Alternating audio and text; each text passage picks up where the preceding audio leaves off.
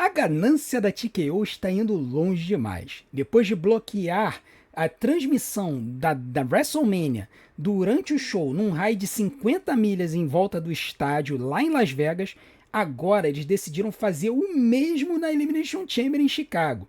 No vídeo de hoje, vocês vão descobrir por que a WWE fez isso, por que a TKO está operando desse jeito e como que isso pode afetar a companhia no curto e no longo prazo, talvez até causando uma queda dela para sua principal adversária. Se você quiser saber todas essas informações com uma análise técnica e econômica da questão, assista esse vídeo do começo ao fim, porque eu tenho certeza que a informação que vocês vão ter aqui, vocês não vão encontrar em lugar nenhum. Vamos conversar sobre a TKO e vamos conversar sobre o modelo de negócios da WWE. Uma coisa que a gente muitas vezes não sabe ou não entende é como é que a companhia hoje está estruturada. Porque os fãs da WWE muitas vezes não têm conhecimento de administração e tudo mais. Como eu sou administrador, então eu posso ajudar um pouquinho trazendo algumas informações para vocês a respeito do modelo de negócios da companhia. A WWE, quando ela foi fundada lá atrás, na década de 50, ela era uma companhia familiar. Era uma pessoa que era dona da companhia. Começou com Jesse McMahon, depois passou rapidamente para o filho dele, o Vince J. McMahon, e depois, em 1982, a companhia foi comprada pelo Vince McMahon, que é aquele Vince que a gente conhece da televisão e que a gente viu, o Mr. McMahon. Aquele cara era o dono da companhia. Essa informação ela só foi tornada pública em novembro de 1997, quando o Bret Hitman Hart cuspiu na cara do Vince quando teve o Montreal Screwjob. Até então, ninguém imaginava que o Vince era o dono da companhia. O pessoal achava que ele era apenas um comentarista, ele era apenas um narrador das lutas. Só quem era muito de dentro da companhia sabia que o Vince era o dono da corporação. A partir dali, a companhia, né, o mundo ficou sabendo que a companhia era presidida pelo Vince. Ele tinha, claro, diretores que trabalhavam com ele, mas 100% do capital era do Vince. Isso mudou em 2000, quando a WWE resolveu abrir o seu capital. O que significa abrir o seu capital? A companhia ela se tornou uma SA, uma sociedade anônima, de capital aberto. E aí ele liberou as ações da WWE para serem adquiridas na Bolsa de Nova York. Isso permitiu que qualquer um pudesse ter ações da WWE. Se você quiser ter ações da WWE, você pode. Você compra aí. Aqui do Brasil você consegue, por exemplo, fazer uma conta da Nomad, na Wise, e você consegue fazer uma conta de investimentos nos Estados Unidos e comprar uma ação da WWE. Você pode ser acionista da WWE. E aí, qual é a grande questão? É que enquanto uma empresa é familiar, ela só precisa prestar contas à família que é proprietária, ela só precisa prestar contas ao seu dono ou aos seus donos. Quando você tem uma companhia de capital aberta, você passa a ter que prestar contas aos acionistas, que são pessoas que estão investindo na empresa por dois motivos.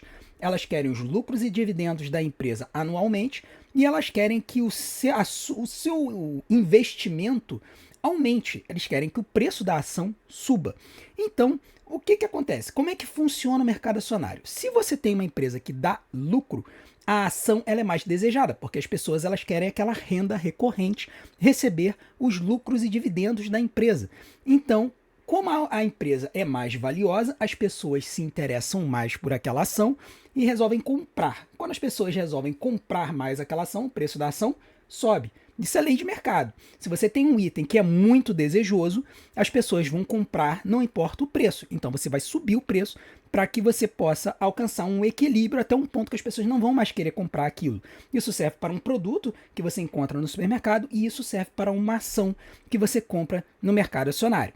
Então, quando a WWE abriu o capital, ela agora tinha um monte de gente que são os seus acionistas, que fazem assembleia e que decidem os rumos da companhia, e esses acionistas chegam e falam, olha, eu quero uma parte do lucro. Eu estou investindo na empresa, eu estou botando o meu dinheiro comprando uma parte da empresa, eu quero uma parte do lucro, então a empresa tem que dar lucro. Isso acaba fazendo com que a WWE ela fique refém dos resultados financeiros da empresa, ou seja, a empresa sempre tem que dar lucro. E quanto mais lucro ela der, melhor. Por quê? Porque os acionistas vão ficar mais felizes, a ação vai ficar mais valorizada e a ação vai subir. Conforme a ação sobe, o valor de mercado da empresa também sobe. Pois bem, a empresa ficou nas mãos do Vince McMahon até 2022, quando começou aquele escândalo da Janelle Grant. Quando chegou naquele momento, o Vince McMahon se aposentou pela primeira vez, mas ele continuou como proprietário da empresa. Ele passou a empresa para o Nick Khan e para Stephanie McMahon. Os dois passaram a ser co-CEOs da empresa. E o Triple H, que ajudava no criativo, passou a ser o Chief Content Officer. Ele passou a ser o cara que cuidava do criativo e do conteúdo todo da empresa. Então você tinha o filho, a filha e o genro do Vince McMahon ainda na estrutura de poder, né? E as ações da empresa, na sua maioria, estavam nas mãos do Vince. Então o Vince ainda tinha o poder decisório. Porque numa empresa de sociedade anônima, vence quem tiver a decisão que tiver a maioria dos votos das ações. E se você tiver uma pessoa com mais de 51% do capital da empresa, ela efetivamente manda na empresa. Então você pode abrir o capital, mas você manter o controle. Que foi o que aconteceu. O Vince tinha o controle da empresa. Ele detinha a maioria das ações da empresa. Isso continuou até 2023, quando ele resolveu voltar para a companhia para efetivar a venda da empresa. E aí, a ideia original era que ele vendesse a empresa, mas continuasse trabalhando nela. Foi nessa volta do Vince em 2023 que o Triple H foi afastado do criativo e a Stephanie McMahon pulou fora. Ela saiu, ela entregou o cargo de CEO, de co-CEO, e o cargo ficou nas mãos apenas do Nick Khan. Então o Nick se tornou o CEO da empresa, o presidente, aquele que cuida da parte administrativa da empresa, mas o controle decisório estava nas mãos do Vince, assim como o criativo, porque o Vince ele sempre foi dono da empresa e dono do criativo da empresa. Ele tinha pessoas embaixo dele que cuidavam do dia a dia, que cuidavam do roteiro, sim, mas tudo passava pelas mãos do Vince. Tanto é que ele era conhecidíssimo para, no dia do show, ele chegar e começar a mudar tudo o que estava escrito ali no roteiro. Ele chegava a sair rabiscando tudo. E às vezes, na hora do show, a minutos de alguém entrar no ringue, ele chegava lá e ele reescrevia tudo. Muito bem. O que aconteceu? Aconteceu que em 2023 ele conseguiu concluir a venda da empresa para a TKO. A TKO, na verdade, ela adquiriu 51% das ações da WWE e 49% ficaram pulverizados entre o Vince McMahon e outras pessoas executivas que haviam ganhado bônus pelo seu trabalho com ações. Então tinha gente que tinha ali 2% do controle acionário da empresa, 3%, 1%, 0,5%. O Vince tinha, sei lá, 40% e tinha um bojo gigantesco de ações. E aí, nisso que a TKO comprou esses 51%, ela passou a ter o controle decisório da empresa. O Vince perdeu o controle decisório da empresa. A TKO passou a ser a pessoa quem mandava. A TKO, ela é uma empresa que, na verdade, foi criada para gerenciar o UFC, a WWE e uma empresa chamada IMG, que tem uma academia muito conhecida na Flórida, se não me engano, que é uma das principais escolas secundárias esportivas do país. Muitos atletas são formados na academia IMG. Tá? E eles também têm alguns contratos com mídia e tudo mais. A TKO hoje, a sua estrutura, a empresa que mais dá retorno financeiro para ela é a WWE, não é o UFC. O UFC ele dá algum retorno, mas a WWE dá mais retorno. E por que isso? Porque a WWE tem show semanal, enquanto que o UFC não tem show semanal. Tem show a cada 2 semanas, às vezes tem um show menor, aí tem um show numérico e tal. Então eles não têm tantos shows quanto a WWE tem. A WWE tem 2 shows semanais lotando arenas pelos Estados Unidos inteiro, sem falar especiais e tudo mais. Então, a WWE é quem dá mais retorno, é a principal fatia do bolo da TKO. Por conta disso, a TKO, ela chegou e começou a olhar os números da WWE. E o que ela percebeu é que a WWE, ela operava abaixo de uma capacidade de arrecadação relacionada à sua demanda. Ou seja, você, quando, por exemplo, comprava ingressos da WWE, por exemplo, para WrestleMania, se você pensar ali em 2000, 2002, 2005, 2008, nessa época, quando os ingressos da WrestleMania eram colocados à venda, eles esgotavam em questão de horas. Às vezes, em 2, 3 horas você esgotava os ingressos da WrestleMania. Era uma coisa de louco. E por que isso? Porque era uma programação terminal, uma programação especial no ano que terminava a temporada e que os ingressos ainda eram acessíveis. Então, existia uma diferença muito grande do ticket médio dos ingressos da WWE para o ticket médio dos ingressos do UFC, por exemplo, que a TKO já estava acostumada a lidar.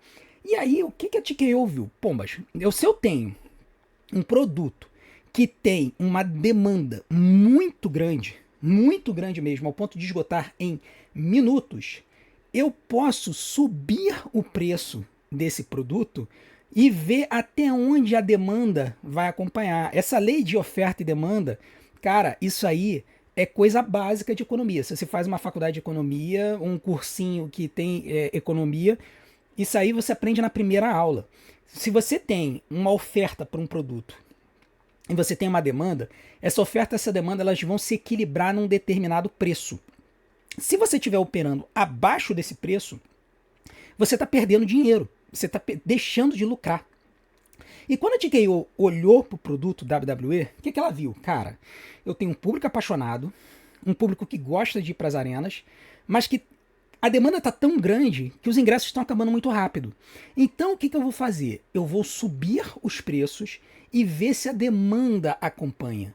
Enquanto a demanda acompanhar a subida dos preços, eu vou continuar subindo, porque é dinheiro que eu vou passar a ganhar. Um dinheiro que eu estava deixando de ganhar, eu vou passar a ganhar. Então eles começaram a subir os preços, Só que com isso, eles quebraram uma regra cardinal da luta livre. A luta livre ela nunca foi uma produção para adultos, ela sempre foi uma produção para famílias. Pais que levavam crianças, que levavam esposa, que levava primos, sobrinho. Então sempre foi uma programação muito para criança também. Crianças, adolescentes. Ali se formava a roda viva do público da WWE.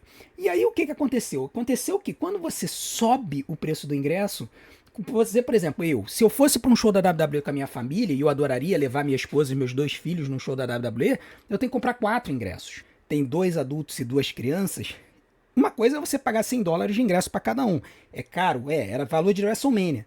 Mas, cara, era acessível, $400, ok. Vou lá, vou fazer um esforço, vou economizar e vou comprar.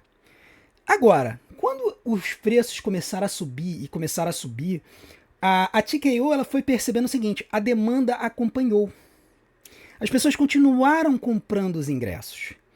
E aí eles falaram, bom, beleza, as pessoas estão continuando a comprar os ingressos, vamos continuar subindo. Só que ao fazerem isso, eles gradativamente começaram a afastar alguns grupos de fãs mais ardorosos, familiares, e começaram a ter outros tipos de fãs nas arenas, principalmente aqueles fãs que são de WWE, mas não são tão empolgados, alguns adultos que estão lá pela curiosidade e tudo mais. Então você começou a ter vários efeitos colaterais nisso. Primeiro, você começou a ter um público nas arenas que é mais frio do que o comum. Você chega, antigamente, arenas como a Filadélfia, cara, o pessoal era apaixonado pela WWE. O pessoal gritava, berrava, torcia pela luta. E aí a gente chega agora em 2026, a gente teve um show na Filadélfia que parecia que estava todo mundo morto. Assim, ninguém queria torcer, vibrar para aquele show. Foi um dos piores shows em matéria de público da história da companhia. E foi na Filadélfia, terra da ICW. Então, quando você considera isso, esse aumento de ingressos começou a afastar esses fãs mais ardorosos. É mais ou menos o mesmo fenômeno que acontece no futebol brasileiro, onde o preço dos ingressos subiu e os fãs mais ardorosos do futebol, que são a massa, né, o povão, já não consegue mais ir no estádio. Quem vai é o filhinho de papai, é o cara que é trabalhador, tal, que é classe média alta, que pode pagar um plano, um sócio torcedor da vida. Aí esse é o cara que vai no estádio. Então as torcidas também ficaram um pouco mais frias. Então quando você considera isso, você percebe que a TKO, ao subir o preço dos ingressos, começou a ter esse problema. Uma outra questão é que eles perderam a linha. Por quê? Porque eles começaram a equiparar os preços da WWE com os preços do UFC, que são caríssimos. Só que o público do UFC, cara, é outra coisa. O público do UFC é um público adulto, é um público que gosta de boxe, que gosta de MMA, é um público que É um público que tá acostumado a gastar essa grana, ainda mais lá em Las Vegas, que o pessoal torra mesmo dinheiro. O público da WWE não é esse. O público da WWE é um público familiar, é um público de classe média baixa. É totalmente diferente do público da TKO. Só que eles subiram os preços.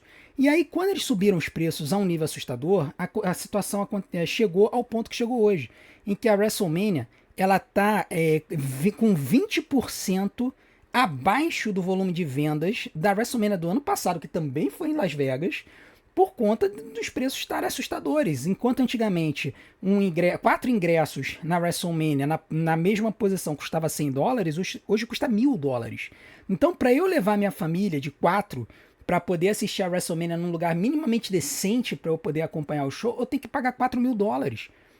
$1.000 para cada um. Então, assim, é assustador o que aconteceu. Só que não tem como a WWE deixar de operar desse jeito, porque quem manda nos ingressos é a TKO. E a TKO, cara, ela tá pensando numa coisa só, maximizar lucro. Enquanto a demanda não estacionar e a oferta, eles vão continuar subindo o preço. E aí, quando a demanda estacionar e falar assim, cara, mais do que isso eu não pago, aí eles vão travar o preço ali, ou vão ter que começar a diminuir. Foi o que aconteceu agora na WrestleMania. Na WrestleMania atual, eles já fizeram uma promoção de 25% de desconto para aquisição de ingressos para o show. Só que eles fizeram essa promoção em tempo limitado, foi do dia 13 ao 16 de fevereiro. E as informações que vieram da gringa dizem que, cara, não aumentou a venda de ingressos. Essa promoção não ajudou. Então eles vão ter que trabalhar com esse preço, baixando ele mais para perto da WrestleMania. Senão eles vão ter um desastre nas mãos, que é uma arena vazia. Tá? Uma arena vazia que vai pegar muito mal. Eu não me lembro, acho que nunca aconteceu, de você ter uma WrestleMania com a arena vazia. WrestleMania é show para arena lotada. Entendeu? Então você ter uma WrestleMania com uma arena menos do que a sua capacidade máxima vai ser um desastre. Mas não tem como mudar isso, porque a TKO é uma empresa de capital aberto. E o Vince já nem tem mais influência nenhuma. Porque quando estourou de vez a questão da Janelle Grant em 2024, ele foi mandado embora da companhia e ele acabou sendo forçado a vender todas as ações dele. Então ele hoje não tem mais uma ação na TKO. Dizem algumas pessoas que ele estaria tentando organizar uma compra da empresa pelas mãos do Fundo Soberano da Arábia Saudita. Tem muita gente especulando que a WWE seria a WWE seria vendida pela TKO para o Fundo Soberano da Arábia Saudita. E aí isso seria uma forma do Vince voltar ao controle da companhia, porque ele voltaria como um executivo. A empresa seria do Fundo Soberano da Arábia Saudita, mas o Vince seria colocado como executivo da empresa. E aí o Triple H sairia, a Stephanie sairia, todo mundo ligado ao Triple H sairia da companhia. E eu sei que tem gente que adoraria que isso acontecesse. Muita gente gostaria que o Vince voltasse ao criativo da empresa. Mas a verdade é que, sinceramente, eu não vejo isso acontecendo. Por quê? Porque a WWE ainda é a principal fatia do bolo da TKO. Então, a não ser que a TKO seja vendida completamente, seja vendida como um todo para o Fundo Soberano da Arábia Saudita, que os árabes cheguem lá com uma proposta de $100 bilhões para comprar a companhia inteira, eu não vejo isso acontecendo, tá? Então, o que vai acontecer a partir de hoje? A WWE ela vai ter que trabalhar para conseguir equilibrar essa demanda e ao mesmo tempo, aumentar a demanda. E como é que você aumenta a demanda pelos shows? Trazendo shows com extrema qualidade. Por isso que eles hoje estão desesperados mexendo nas histórias, tentando produzir uma WrestleMania que atraia o público. Só que o problema é que eles estão acabando fugindo dos próprios planos. Eles estão mudando os planos em cima da hora. A essa altura já era para eles estarem com a WrestleMania toda mapeada, mas as notícias que a gente tem dos Estados Unidos é que eles estão mudando os planos a todo momento. Semana passada eles fizeram uma reunião com a companhia inteira para poder saber como resolver o problema da WrestleMania. Só que o que eles não estão conseguindo enxergar é que o problema não é apenas da WrestleMania. É um problema estrutural. É um problema estrutural que tem a ver com essa forma da TKO de operar num sistema de capital aberto, né? Então, se eu tenho acionistas a quem eu devo passar informações e eu tenho que dar lucro para que eles possam manter as minhas ações na carteira de investimento deles, eu tenho que aumentar esse lucro de qualquer jeito. E, cara, se tem uma coisa que capitalista adora, é lucro. E ele não tá nem aí para a estrutura da empresa. O cara que, por exemplo, eu, que tenho lá a ação da WWE, cara, eu quero o máximo de lucro agora, eu quero o máximo de valor agora, eu não quero nem saber de plano de investimento, eu não quero nem saber de futuro da companhia. Então, existe essa pressão eterna em cima da TKO e em cima da WWE. Enquanto ela operar desta forma, com um sistema, com uma sociedade anônima de capital aberto, ela vai continuar tendo essas questões. Qual seria a solução para a TKO, então? Bom, a solução seria ela reverter para um sistema de sociedade anônima de capital fechado, ou seja, ela recomprar todas as ações. E assim as ações ficariam em nomes de pessoas físicas, não vendidas na bolsa de ações. As ações elas teriam que ser vendidas com o acordo dos demais acionistas. Então, se eu quisesse comprar a ação da TKO, eu teria que comprar de um outro proprietário de ação, não seria negociado em bolsa. Os proprietários eles teriam que acordar isso e seria feito uma ata de uma assembleia dizendo: olha, o André Falcão comprou 1.000 ações do Triple H. Tá? E aí ficaria lá registrada e estaria lá no acordo de acionistas: olha, o André Falcão agora tem 1.000 ações da WWE que ele comprou do Triple H. Ok. Então essa seria a única solução para a TKO. Só que, cara, eu não vejo eles fazendo isso. Eu não vejo eles fazendo isso. Porque não tem ninguém interessado em fazer isso. Se o Fundo Soberano da Arábia Saudita comprasse tudo, resolveria o problema. Ele compraria todas as ações, ficaria tudo na mão do sheik lá da Arábia Saudita. E aí, cara, ele manda no preço que ele quiser. Ele decide o quanto de lucro ele quer ter. Ele vai chegar para a empresa e vai falar: olha, eu quero uma meta de 10% de lucro no ano com relação à receita. Então, se a WWE tem 500 bilhões de dólares de receita, eu quero 50 bilhões de dólares de lucro. Se virem para conseguir fazer isso. Mas pelo menos estaria determinado, estaria fechado. Eles não precisariam ter que ficar respondendo acionista, que acionista só quer o máximo possível. E aqui é que está a grande diferença para a AEW. E é aqui que a AEW pode ter uma vantagem competitiva no longo prazo. Enquanto a WWE está desesperada tendo que responder a acionista, a AEW ela não tem esse desespero, porque a empresa ainda é uma empresa familiar. Ela é de propriedade da família Khan. Né? Ele não é de propriedade do Tony Khan, é de propriedade da família, um conglomerado, né? O pai dele, o Shahid Khan, é quem é o patriarca dessa família.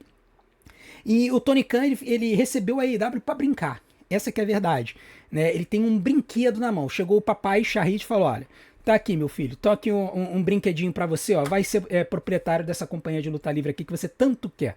Entendeu? Certamente o Tony pediu a grana pro pai para poder bancar a AEW. E a AEW hoje, ela consegue ter uma produção de ponta, pagando contratos competitivos em relação à WWE, ao ponto de talentos escolherem a AEW, porque a AEW paga mais do que a WWE em alguns casos, porém, ela consegue operar no vermelho. Por quê? Porque eles não precisam prestar contas a ninguém. E aí é uma decisão executiva. Pô, cara, eu tô criando a minha empresa, eu tô fazendo a empresa crescer. Eu tenho um conglomerado de 25 bilhões de dólares atrás de mim, que é o caso da fortuna da família Khan. Pô, eu posso me dar ao luxo de, operacionalmente, eu trabalhar no vermelho de 150 milhões de dólares num ano, 130 milhões de dólares no outro, porque lá no longo prazo, ela pode começar a ficar no positivo. Então, eu consigo operar a minha empresa com ingressos mais baixos, mas mantendo uma qualidade absurda. E a AEW ela foi muito inteligente de apelar para um público que estava frustradíssimo com a WWE por causa da qualidade das lutas. Então, eles construíram uma empresa que é focada na qualidade da luta dentro do ringue. E esse é o principal diferencial da WWE.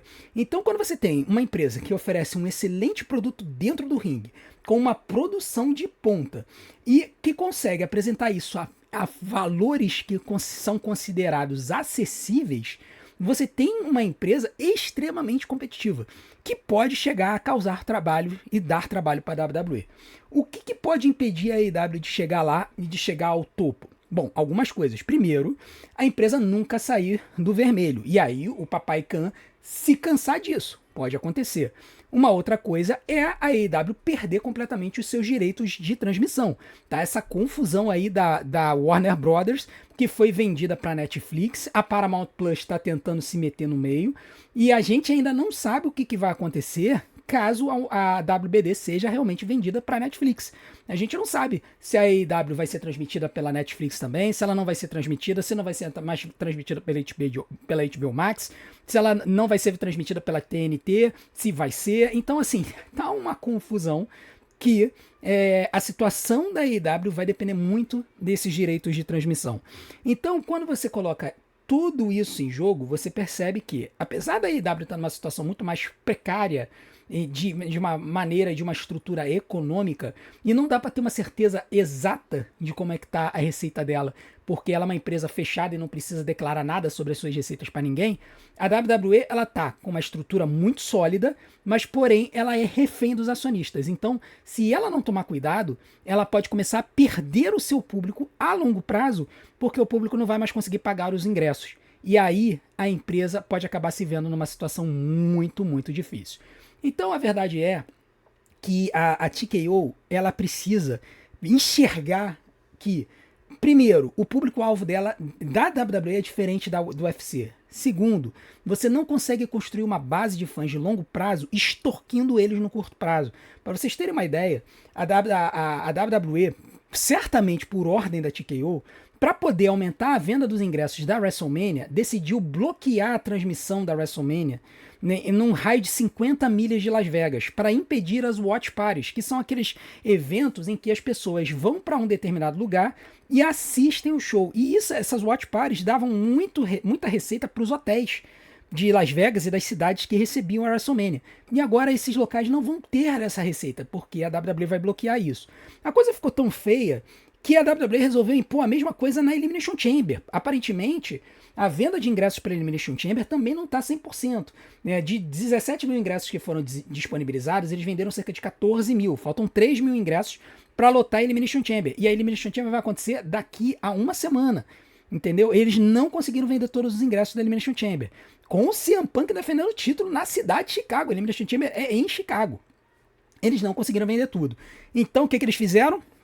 Mandaram bloquear a transmissão do pay-per-view num raio de 50 milhas da cidade de Chicago. Gente, é impressionante a mesquinharia da WWE. E, em vez de eles perceberem que eles têm que diminuir o valor dos ingressos para botar a galera dentro das arenas e ganhar mais com um ticket médio menor, eles vão reduzir a distribuição do show na região de Chicago para forçar um aumento de demanda das pessoas pelos ingressos do show.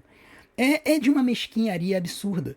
É uma mesquinharia absurda. A única coisa que a gente consegue pensar nisso tudo é que é um mal necessário dessa estrutura que a empresa tem hoje, que é uma sociedade anônima de capital aberto. Se ela ainda fosse fechada, se ela ainda tivesse nas mãos de uma ou de várias pessoas, certamente isso não estaria acontecendo, porque ela não precisaria ter que responder e ficar dando lucro para outras pessoas. Mas na situação que está, infelizmente, meu amigo, a coisa só vai piorar. E aí, meu amigo, quanto mais a coisa andar desse jeito, mais a situação vai piorar e pior vai ser a questão dos ingressos. Se a WWE não abrir o olho, ela vai quebrar com o seu fandom a um ponto da gente não conseguir mais identificar fãs de WWE na arena. E isso acabar prejudicando a WWE a longo prazo. E aí, meu amigo, segura, porque a AEW não tem esse problema. E ela pode acabar conquistando esses fãs. Beleza? Bom, esse foi o meu vídeo falando sobre a situação da WWE hoje em dia. Eu tenho certeza que você tem a sua opinião. Segundo você, qual é o motivo de toda essa crise de venda de ingressos da WWE? É o criativo? É o preço dos ingressos? É a qualidade das lutas? É o local onde acontece? Coloca aqui embaixo, eu quero saber a sua opinião. E não deixe de fazer tudo aquilo que a gente pede para ajudar o nosso canal. Deixe seu like, se inscreva no canal, ative o sininho para receber as notificações dos nossos próximos vídeos, deixe seu hype e, acima de tudo, assista e maratone os nossos vídeos, que tempo de visualização é o que faz o YouTube divulgar a gente. Vou deixar umas opções aqui na tela para vocês. Desde já, eu agradeço a sua audiência, a gente vai se ver do outro lado, um grande abraço, até a próxima.